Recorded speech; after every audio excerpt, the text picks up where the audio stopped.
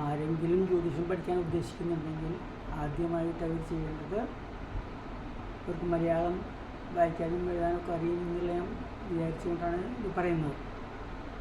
അവരാദ്യമായിട്ടും ഇതുവരെയ്ക്കും ജ്യോതിഷപരമായിട്ട് യാതൊരു കാര്യങ്ങളും അറിയാത്തൊരു വ്യക്തിയാണെങ്കിൽ അപ്പോൾ അവർക്ക് കാര്യങ്ങളൊക്കെ ഈസി ആയിട്ട് മനസ്സിലാക്കാനായിട്ടുള്ള ഒരു പുസ്തകമാണ് ജ്യോതിഷ ഗുരുഭൂതൻ. ഇത് വിദ്യാരംഭം പബ്ലിഷ് ചെയ്യുന്നതാണ്. വിദ്യാരംഭത്തിൽ പബ്ലിഷ് ചെയ്തിട്ടുള്ള പുസ്തകമാണ്. ഇത് ബേസിക് പുസ്തകമാണ്. ജ്യോതിഷത്തിൻ്റെ ആദ്യാവസാനം ഇവിടുന്ന് തുടങ്ങും. ഏറ്റവും ആദ്യത്തെ തറപറ തുടങ്ങിയിട്ട് ഓൾമോസ്റ്റ് അവസാനം വരെ എന്ന് പറയാം. പക്ഷേ എന്നാലും തറപറ ഇവിടുന്ന് തന്നെയാണ് തുടങ്ങുക, വേറെ എവിടെയും ഇല്ല. അപ്പം മലയാളത്തിൽ ജ്യോതിഷം പഠിക്കാനായിട്ട് ആരെങ്കിലും ആഗ്രഹിക്കുന്നുണ്ടെങ്കിൽ ഈ ഒരു പുസ്തകം വാങ്ങുക. 200 രൂപയെന്ന് വരെയുള്ളൂ. ഇത് വിദ്യാരംഭം പബ്ലിക്കേഷനാണ്. വിദ്യാരംഭത്തിൻ്റെ ഏത് ബുക്ക് സ്റ്റോളിലും കിട്ടും. ജ്യോതിഷ ഗുരുഭൂതൻ KC കേശവപിള്ള എഴുതിയിട്ടുള്ളതാണ്. ഇത് അദ്ദേഹം എഴുതിയിട്ടുള്ളതെന്നാണ്. ഏത് കൊല്ലത്തിലാണ് എഴുതിക്കുന്നത്? ഇത് അദ്ദേഹം എഴുതിയിട്ടുള്ളത് ഇപ്പോൾ 2020 എഡിഷനാണ്. 32ാമത്തെ എഡിഷൻ, 32nd എഡിഷനാണ്. 32ാമത്തെ എഡിഷൻ, അതായത് 32ാമത്തെ പ്രാവശ്യം പ്രസിദ്ധീകരിച്ചിട്ടുള്ള പുസ്തകമാണ്. അപ്പോൾ ഇത് എത്രയോ വർഷങ്ങൾക്ക് മുമ്പ് ഇതിൽ ഇറങ്ങിയിട്ടുണ്ട്. അപ്പോൾ അത്രയ്ക്കധികം ഫേമസ് ആണ്. 32nd എഡിഷൻ എന്ന് പറഞ്ഞെങ്കിൽ ഇത് ഒക്ടോബർ 2020 എഡിഷനാണ്. അപ്പോൾ അത് അത്രയും പഴയ പുസ്തകമാണ്. അപ്പോൾ ആരുമാണ് ജ്യോതിഷം പഠിക്കണമെങ്കിലും ഇന്നത്തെ കാലത്ത് ഇതാണ് ഏറ്റവും ബെസ്റ്റ് ടെക്നിക്ക് എന്ന് പറഞ്ഞെങ്കിൽ ഈ ജ്യോതിഷ ഗുരുഭൂതൻ വാങ്ങുക. പിന്നെ അത് കഴിഞ്ഞിട്ട് ഇതിനോടൊപ്പം തന്നെ ഒരു മാതൃഭൂമി പഞ്ചാംഗം വാങ്ങുക. അപ്പോൾ ഇത് രണ്ടും കയ്യിലുണ്ടെങ്കിൽ നിങ്ങൾക്ക് ബാക്കി കാര്യങ്ങളൊക്കെ പിന്നെ വഴിയ കാര്യങ്ങൾ തന്നെ മനസ്സിലായിക്കോളും. പിന്നെ ജ്യോതിഷം പഠിക്കുക എന്ന് പറഞ്ഞാൽ വലിയൊരു സംഭവമൊന്നുമല്ല, ഒരു സാധാരണ സംഭവമാണ്. ഒരു സാധാരണ ഏത് വിഷയം പഠിക്കുന്ന പോലെ അത്ര തന്നെ ഇതിന് വിഷമമുള്ളൂ. ജ്യോതിഷം എന്ന് പറഞ്ഞാൽ എക്സ്ട്രാ ഓർഡിനറി എഫേർട്ട് എടുത്ത് പഠിക്കേണ്ട കാര്യമൊന്നുമില്ല. ഒരു സാധാരണ സംഭവം പോലെ സാധാരണ ഇന്നത്തെ കാലത്ത് ഞാനൊക്കെ പഠിച്ചത് 1996 അതെവിടുന്ന ഭാരതീയ വിദ്യാഭവൻ ദില്ലി 96. എത്ര കൊല്ലം മുമ്പെന്ന് വിചാരിച്ചോളൂ, 1996. അപ്പോൾ അത്രയും പഴയ കാലത്ത് ഞാൻ പഠിച്ചത്. പക്ഷേ ഇപ്പോൾ അതുപോലെ പല സ്ഥലങ്ങളിലും പഠിപ്പിക്കുന്ന സ്ഥലങ്ങളുണ്ടായിരിക്കും. കേരളത്തിലും പല സ്ഥലങ്ങളിലും ഉണ്ടായിരിക്കും. അതുപോലെ തന്നെ പല സ്ഥലങ്ങളിലും എന്താ പറയുക, ദില്ലിയിലും ബോംബെയിലും ഒക്കെ പഠിപ്പിക്കുന്ന സ്ഥലം ഉണ്ടാവും. ഞാൻ പഠിച്ചത് ഇംഗ്ലീഷിലും ഹിന്ദിയിലുമാണ്. ഞാൻ മലയാളത്തിലല്ല പഠിച്ചത്. പിന്നെ ഞാൻ മലയാളത്തിനൂടെയും ഞാൻ സ്വന്തമായിട്ടും മലയാളീകരിച്ചു കാര്യങ്ങളൊക്കെ. അപ്പോൾ അത് കാരണം കൊണ്ട് കുറേ കൂടി ഈസിയാവും. നമ്മൾ പഠിക്കണത് മലയാളത്തിൽ തന്നെയാണ്. ബേസിക് മുതൽ വെച്ചിട്ട് കുറേ കൂടി ഈസി ആയിരിക്കും. ഞങ്ങളൊക്കെ ഇംഗ്ലീഷിലും ഹിന്ദിയിലും പഠിച്ചത് പിന്നെ വീണ്ടും മലയാളീകരിച്ചതാണ്. അപ്പോൾ അത് കാരണം കൊണ്ട് ഈ സംഭവങ്ങളൊക്കെ ഏത് ഭാഷയിലും പഠിക്കണമെങ്കിൽ 3 ഭാഷയിലും പ്രാവീണ്യം ഉണ്ടെങ്കിൽ വായിക്കാൻ പറ്റുള്ളൂ. അല്ലെങ്കിൽ മനസ്സിലാവില്ല. അത് ഇംഗ്ലീഷ് ഹിന്ദിയിലെ പഠിച്ചിട്ടുണ്ടെങ്കിൽ ഇത് മലയാളത്തിൽ വായിക്കാൻ മനസ്സിലാവില്ല. അപ്പോൾ അത് കാരണം കൊണ്ട് നിങ്ങൾ ബേസിക് മലയാളികളാണെങ്കിൽ മലയാളത്തിൽ പഠിക്കുകയാണ് നല്ലത്. ജ്യോത്സ്യം നിങ്ങൾക്ക് നിങ്ങൾക്ക് ആരോടും പറയാനും മലയാളത്തിലാണ് ഈസി. ഞാൻ ദില്ലിയിലൊക്കെ ആയ കാരണം കൊണ്ട് എനിക്ക് പലരോടും ഹിന്ദിയിൽ സംസാരിക്കേണ്ടി വരുന്നു. അത് കാരണം കൊണ്ട് ഞാൻ പഠിച്ചതും ഹിന്ദിയിലാണ്, ഇംഗ്ലീഷിലുമാണ്. അപ്പോൾ അതിൻ്റെ ഒരു ആവശ്യം ഉണ്ടായിരുന്നു, അതിൻ്റെ ഉപകാരം ഉണ്ടായിരുന്നു. ഇപ്പം അത് കാരണം കൊണ്ട് എനിക്ക് ഈ ജ്യോത്സ്യം അപ്പോൾ അതുപോലെ ചാർട്ടുകൾ 3 രീതിയിൽ നോക്കാൻ പറ്റും. അതായത് മറ്റേ സൗത്ത് ഇന്ത്യൻ ചാർട്ടും പറ്റും, നോർത്ത് ഇന്ത്യൻ ചാർട്ടും പറ്റും. അതെന്തുകൊണ്ടാണെന്ന് വെച്ചാൽ ഞാൻ ഹിന്ദിയിലും ഇതൊക്കെ പഠിച്ച കാരണം എനിക്ക് നോർത്ത് ഇന്ത്യൻ ചാർട്ട് നോക്കാൻ പറ്റുന്നത്. അത് നോർത്ത് ഇന്ത്യൻ ചാർട്ട് വേറൊരു ഭാഷ ഉണ്ടാവുക. അപ്പോൾ ആ ഭാഷയിലേക്ക് കാരണം സൗത്ത് ഇന്ത്യൻ ചാർട്ടിൽ നിന്ന് അങ്ങോട്ട് ഡയറക്റ്റ് കൺവേർട്ട് ചെയ്യാൻ കുറച്ച് വിഷമം ഉണ്ടാവും. അപ്പോൾ അത് ഞാനത് പഠിച്ച കാരണം കൊണ്ട് എനിക്ക് നോർത്തും സൗത്തും ഒരുപോലെ അറിയാം. അത് നോർത്ത് ഇന്ത്യൻസായിട്ട് ഹാൻഡിൽ ചെയ്യാനാണോ അതുപോലെ തന്നെ സൗത്ത് ഇന്ത്യൻസായിട്ട് ഹാൻഡിൽ ചെയ്യാനാണെങ്കിലും ഒരു പ്രശ്നമില്ല. പക്ഷേ അതിപ്പോൾ എല്ലാവർക്കും അതിൻ്റെ ആവശ്യവും വരുന്നില്ല. അപ്പോൾ നിങ്ങളുടെ ആവശ്യം എന്താണെന്നനുസരിച്ചിട്ട് അതനുസരിച്ച് പഠിച്ചാൽ മതി. അപ്പോൾ നിങ്ങൾക്ക് സൗത്ത് ഇന്ത്യൻ കാര്യങ്ങൾ മാത്രമേ ആവശ്യമുള്ളൂ എങ്കിൽ പിന്നെ നോർത്ത് ഇന്ത്യൻ ആവശ്യമായിട്ട് പഠിക്കേണ്ട കാര്യമില്ല. കാരണം നമ്മുടെ നക്ഷത്രങ്ങൾ തമ്മിൽ വ്യത്യാസമുണ്ട്. നമ്മുടെ അശ്വതി, ഭരണി, കാർത്തിക, രോഹിണി, മകീരം, തിരുവാതിര, വ്രതം, പൂയം ഇങ്ങനെയാണ് നമ്മുടെ മലയാളത്തിൽ ഉണ്ടാവുക. പക്ഷേ ഇവിടെ ഹിന്ദിയിൽ വരുമ്പോൾ അത് അശ്വിനി, ഭരണി, കൃത്തിക, രോഹിണി, മൃഗശീര എന്ന് പറഞ്ഞിട്ട് അതിൽ വാക്കുകളിൽ തന്നെ വ്യത്യാസം ഉണ്ടാവും. അതും ഒരു വലിയൊരു വ്യത്യാസം തന്നെയാണ്. അപ്പം അത് ഓരോന്നും മൃഗശീര, പുനർവസു, പുനർവസു, പുഷ്യ, പൂയത്തിന്, അശ്ലേഷ, ഐല്യം, മകത്തിന് മകൻ തന്നെ, പൂരത്തിന് മറ്റേ പൂർവാഷാഢ, പിന്നെ അതുപോലെ ഉത്തരാഷാഢ, അങ്ങനെ പിന്നെ കുറേ കാര്യങ്ങൾ കുറേ വ്യത്യാസമുണ്ട്. അപ്പോൾ ഇതൊക്കെ ഒപ്പം തന്നെ രണ്ടും പഠിക്കേണ്ടി വരും. ഞാനൊക്കെ അന്ന് രണ്ടും അതുപോലെ പഠിച്ച കാരണം എനിക്ക് രണ്ടും ഒരു ഹിന്ദിക്കാരൻ വന്നാലും ഒരു മലയാളി വന്നാലും എനിക്ക് ഒരുപോലെ കൈകാര്യം ചെയ്യാൻ പറ്റും. അതുപോലെ എല്ലാവർക്കും അതിൻ്റെ ആവശ്യം വരുന്നില്ല, അങ്ങനെ പഠിക്കേണ്ട ആവശ്യമില്ല. അപ്പോൾ അതാണ് ഞാൻ പറഞ്ഞത്, അവനവൻ്റെ ആവശ്യമനുസരിച്ച് പഠിച്ചാൽ മതി.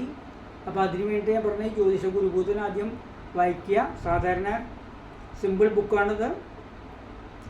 ഇത് കുറേ ഞാൻ പറഞ്ഞില്ല, ഇത്ര 2020 എഡിഷൻ എന്ന് പറഞ്ഞാൽ 32ാമത്തെ എഡിഷനാണ്.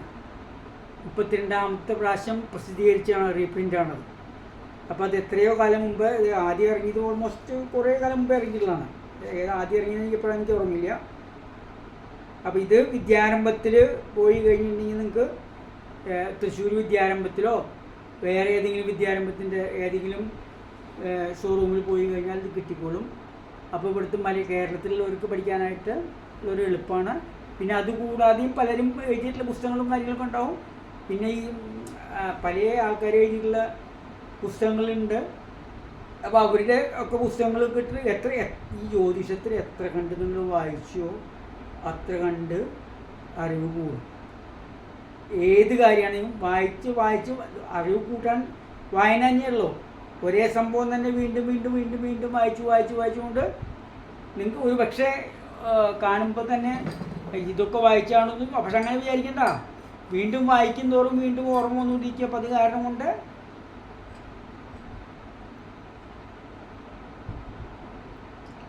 എത്ര കണ്ട് വായിക്കുന്നോ അത്രയും നല്ലതാണ്.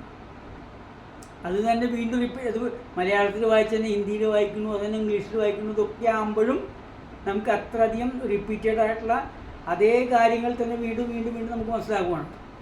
പിന്നെ ബേസിക്കലി വേറെ ഒന്നുമില്ല, ഓരോ ഗ്രഹങ്ങളിലെ മൂവ്മെൻറ്റ് പഠിക്കണം. ഓരോ ദിവസവും ഓരോ ഗ്രഹങ്ങളിലെ മൂവ്മെൻറ്റ് തന്നെ. സൂര്യൻ ഒരു ദിവസം 1 ഡിഗ്രിയാണ് മൂവ്മെൻറ്റ് ചെയ്യുക. അതായത് ഒരു മാസത്തിൽ 30 ദിവസം അല്ലെങ്കിൽ 31 ദിവസം ഉണ്ടാവുക.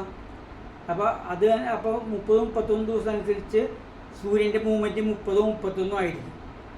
അപ്പോൾ അത് ഓരോ രാശി എന്ന് പറഞ്ഞാൽ സൂര്യൻ എന്ന് പറഞ്ഞാൽ സൂര്യൻ്റെ മൂവ്മെൻറ്റ് അനുസരിച്ച് നമ്മുടെ രാശിയുടെ അത് എല്ലാ ദിവസങ്ങളും നമുക്ക് സൂര്യൻ്റെ മൂവ്മെൻറ്റും നമുക്ക് ശ്രദ്ധിക്കണം, ഗുരുവിൻ്റെ മൂവ്മെൻറ്റ്സ് ശ്രദ്ധിക്കണം. ഇതിന് നമ്മൾ പറയാം ട്രാൻസിറ്റ് എന്ന് പറയാം. ചാരവശാൽ എന്ന് പറയുന്ന സംഭവമാണ് ഈ ഗ്രഹങ്ങളുടെ മൂവ്മെൻറ്റ്. ചാരവശാൽ ഇതൊക്കെ ചാരം എന്ന ട്രാൻസിറ്റ്. അപ്പോൾ ട്രാൻസിറ്റ് പഠിക്കണം.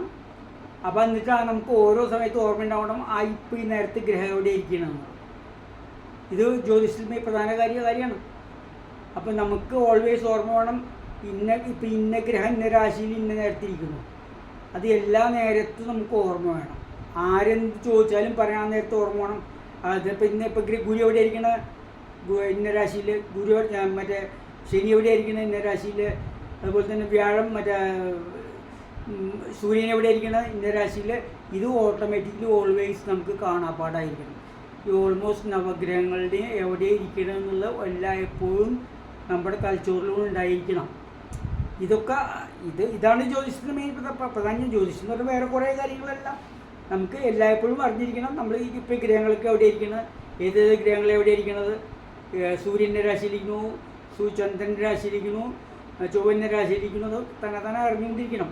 പിന്നെ അതുപോലെ തന്നെ ഓരോ ഗ്രഹങ്ങളിൽ ഏത് രാശിയിലിരിക്കുമ്പോഴാണ് ഉച്ചസ്ഥനാവുക, ഏത് രാശിയിലിരിക്കുമ്പോഴാണ് നീചസ്ഥനാവുക, എത്ര ഡിഗ്രിയിലാണ് ഉച്ചസ്ഥൻ, എത്ര ഡിഗ്രിയിലാണ് നീചസ്ഥൻ, ഇങ്ങനത്തെ കാര്യങ്ങളൊക്കെ നമുക്ക് ഓൾവേസ് കണ്ട് ചീമ്പിയിട്ട് അറിയണം. ഓൾവേസ് എപ്പോഴും ഇതിന് പ്രത്യേകിച്ചൊന്നും ഒരു പ്രത്യേക ക്ലാസ് ഓർമ്മയുണ്ടാവണം. ഇത് ഓർമ്മയിൽ നിന്ന് തന്നെ പറയേണ്ടി വരും. സൂര്യൻ മേടത്തിൽ 10 ഡിഗ്രി വെച്ചിട്ടുണ്ടെങ്കിൽ ഉച്ചത്തിലാണ്, തുലത്ത് 10 എന്ന് പറഞ്ഞ നീചനാണ്. ഇതൊക്കെ ഓൾവേസ് ഓർമ്മയുണ്ടായിരിക്കണം. അതായത് നമ്മൾ ഏത് നേരത്തും രാത്രി ഉറക്കത്തിൽ വിളിച്ചാൽ ഇത് തുലാത്തിലാണ് സൂര്യൻ 10 നീചമാണ്, ഉച്ചത്തിലാണ് മേടത്തിലാണ്. അപ്പോൾ ഇതൊക്കെ ഇതുപോലെ തന്നെ എല്ലാ ഗ്രഹങ്ങളിലും, അതുപോലെ ചന്ദ്രൻ്റെ, ചൊവ്വയുടെ നീചണ്ടായിരിക്കുക, ചൊവ്വയുടെ ഉച്ചണ്ടായിരിക്കുക, ഇതൊക്കെ എല്ലാ ഗ്രഹങ്ങളും ഈ നവഗ്രഹങ്ങളുടെയും അറിഞ്ഞിരിക്കണം. ഇതെപ്പോഴും എപ്പോഴും നമ്മുടെ തലച്ചോറിലുണ്ടായിരിക്കണം, അറിഞ്ഞിരിക്കും വേണം. അതിപ്പോൾ ഇങ്ങനെ ആസ് ഇറ്റ് ഈസ് പറയണമെന്ന് നിർബന്ധമില്ല, ആലോചിച്ച് പറഞ്ഞാൽ മതി. ഓരോ കാര്യങ്ങളും ഇതിപ്പോൾ ഒരു എല്ലാ നേരത്തും ഒരു മറ്റെന്താ പറയുക, ഇവാലുവേഷനും ക്വസ്റ്റ്യൻ പേപ്പറൊന്നുമല്ല. ഒരു കാര്യം ഓർമ്മിച്ചിട്ട് ആലോചിച്ച് പറഞ്ഞാൽ മതി. പക്ഷെ അങ്ങനെ ഓർമ്മിച്ചാലും ആലോചിച്ചാലും ഓർമ്മ വരണം. അത്രയ്ക്കധികം പഠിച്ച് നമ്മൾ നൈപുണ്യമായിരുന്നാൽ മാത്രമേ പറയാൻ പറ്റുള്ളൂ. അല്ലാതെ ഇതൊന്നും അറിഞ്ഞില്ല പിന്നെ പറയാൻ പറ്റില്ല. അപ്പോൾ അതാണ് ഞാൻ പറയുന്നത്. പ്രത്യേകിച്ചും ഏത് കാര്യം ചോദിച്ചാലും ആ നേരത്തെ നമുക്ക് ഓർമ്മിച്ച് പറയാൻ കഴിയുണ്ടാവണം.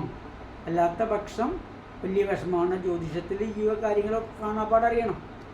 ഇതിന് വേണം ആ നേരത്തെ പോയിട്ട് അവിടെ ഞാൻ പോയിട്ട് നോക്കിയിട്ട് വരാമെന്ന് പറഞ്ഞിട്ട് കാര്യം ആരും പറയാൻ പറ്റില്ല. ആര് ചോദിച്ചാലും നമുക്ക് അപ്പോഴേക്ക് ഉടനടി മറുപടി വേണം. അപ്പോൾ അതാണ് അതിൻ്റെ മെയിനായിട്ടുള്ള. അപ്പോൾ ആ മറുപടി ഉടനടി ഉണ്ടെങ്കിൽ മാത്രമേ നിങ്ങളൊരു അംഗീകരിക്കുള്ളൂ മറ്റുള്ളവർ. ഞാൻ നോക്കിയിട്ടെന്ന് പറഞ്ഞ് പിന്നെ പറഞ്ഞാട്ടോ എന്ന് പറഞ്ഞാൽ നമുക്ക് കാര്യമില്ല. ഇപ്പോൾ എൻ്റെ ജാതകത്തിൽ ഈ ഗ്രഹങ്ങൾ എങ്ങനെ ഇരിക്കണമെന്ന് ചോദിച്ചു കഴിഞ്ഞാൽ, ഇത് നിങ്ങളുടെ ഗ്രഹം ഇന്ന സ്ഥലങ്ങളിലായിരിക്കണ, ഇപ്പം ഇന്ന സമയം ഇന്ന ഡിഗ്രിയാണ്, ഇത്ര കണ്ട് നീങ്ങിയിട്ടായിരിക്കണ, അത് എത്ര കണ്ട് അത് ഓരോ ഗ്രഹങ്ങളിലും പറഞ്ഞു കൊടുക്കേണ്ടി വരും. അത് ആര് വന്ന് ചോദിച്ചാലും പറയണം. ജ്യോത്സ്യത്തിൽ മെയിൻ എന്ന് പറഞ്ഞെങ്കിൽ ഒരാൾ ഗ്രഹനില നോക്കാൻ വന്നാൽ ഉടൻ തന്നെ അയാളുടെ ഗ്രഹനില തുറന്നു കഴിഞ്ഞാൽ നമുക്ക് തന്നെ അറിയണം ഈ ഗ്രഹങ്ങളൊക്കെ ഏത് രാശിയിലൊക്കെ ഇരിക്കണമെന്ന്. ആ ചിത്രം നോക്കിയാലേ അറിയാൻ പറ്റും. ഓരോരോ രാശികൾ നമുക്ക് കാണാൻ നമ്മൾ പഠിച്ചിട്ടുണ്ടായിരിക്കും. ഇപ്പോൾ നമ്മൾ ഏത് വ്യക്തിയാണെങ്കിലും ജ്യോത്സ്യം പഠിച്ചു കഴിഞ്ഞാൽ ആ വ്യക്തിക്ക് എല്ലാ രാശികളും എല്ലാ ഗ്രഹങ്ങളും കാണാപ്പാടായിട്ട് മനസ്സിലാവും. അയാൾക്ക് അതിന് പ്രത്യേകിച്ച് പിന്നെ അതാണ് ഈ ആദ്യം പഠിക്കുന്നത്. പഠിച്ചു കഴിഞ്ഞാൽ ആ നേരത്ത് ഇയാൾ മറ്റേ പ്രാക്ടീസ് ചെയ്യാൻ ഇരിക്കുന്ന നേരത്തെ പഠിക്കലില്ല. പഠിച്ചു കഴിഞ്ഞേ പ്രാക്ടീസ് ചെയ്യാൻ പറ്റുള്ളൂ. അത് പഠിച്ചു കഴിഞ്ഞ് നല്ലോണം പഠിച്ചു കഴിഞ്ഞ് കാണാപ്പാടായിട്ട് മൊത്തമായിട്ടും നമുക്ക് നന്നായിട്ട് അറിയണം. ഇന്ന രാശി ഇന്ന രാശിയിൽ ഗ്രഹം ഇരിക്കണു, ഇന്ന രാശിയിൽ നീചനായിരിക്കണു, ഇന്ന രാശിയിൽ ഉച്ചനായിരിക്കണു, ഇത് ഇത്ര ഡിഗ്രിയിലായിരിക്കണത്, ഇത്രയധികം കാര്യങ്ങളൊക്കെ തന്നെത്താൻ അറിഞ്ഞുകൊണ്ട് പറയണം. അപ്പോൾ മാത്രമേ ജ്യോത്സ്യനാവാൻ പാടുള്ളൂ. അല്ലാതെ വെറുതെ എല്ലാവർക്കും ജ്യോത്സ്യനാവാൻ പറ്റുന്നില്ല. എന്തുകൊണ്ടാണ്? നിങ്ങൾ ആലോചിച്ച് നോക്കിയപ്പോൾ ഈ ലോകത്ത് എത്രയോ ആൾക്കാർക്ക് ജ്യോത്സ്യത്തിൻ്റെ ബിറ്റ്സ് ആൻഡ് പീസസ് അറിയാം. പക്ഷെ അതുകൊണ്ട് കാര്യമില്ല. ബിറ്റ്സ് ആൻഡ് പീസസ് അറിഞ്ഞുകൊണ്ട് കാര്യമില്ല. പ്രോപ്പറായിട്ട് ജ്യോത്സ്യം പറയണമെങ്കിൽ ജ്യോത്സ്യം ഫുള്ളായിട്ട് അറിയണം. ഫുള്ളായിട്ട് എന്ന് പറഞ്ഞാൽ അങ്ങനെ ഫുൾ എന്ന് പറഞ്ഞാൽ ഒരു സംഭവമില്ല. ഈ ഇതന്നെ ഞാൻ മുമ്പ് പറഞ്ഞ പോലെ 9 ഗ്രഹങ്ങളും 12 രാശിയും മറ്റേ നവഗ്രഹങ്ങളും 12 രാശിയും 27 നക്ഷത്രം തമ്മിലുള്ള വേറെ ഒന്നുമില്ല ജ്യോതിഷത്തിൽ. പിന്നെ മെയിനായിട്ട് രണ്ടാമത്തത് ജ്യോതിഷത്തിലെ രണ്ടാമത്തെ ഒരു മെയിൻ പോയിന്റ് എന്താ വെച്ചിട്ടുണ്ടെങ്കിൽ സൂര്യനും ചന്ദ്രനും കൂടിയുള്ള രണ്ടുപേരുടെയും ലോങ്ങിറ്റ്യൂഡുകൾ തമ്മിൽ മൈനസ് ചെയ്ത് കഴിഞ്ഞാൽ അതിൽ നിന്നാണ് നമ്മൾ കണക്കാക്കുന്നത്. സൂര്യനും ചന്ദ്രനും ലോങ്ങിറ്റ്യൂഡിന് മൈനസ് ചെയ്ത് കഴിഞ്ഞാൽ, അതായത് ഓരോ ദിവസവും നമുക്ക്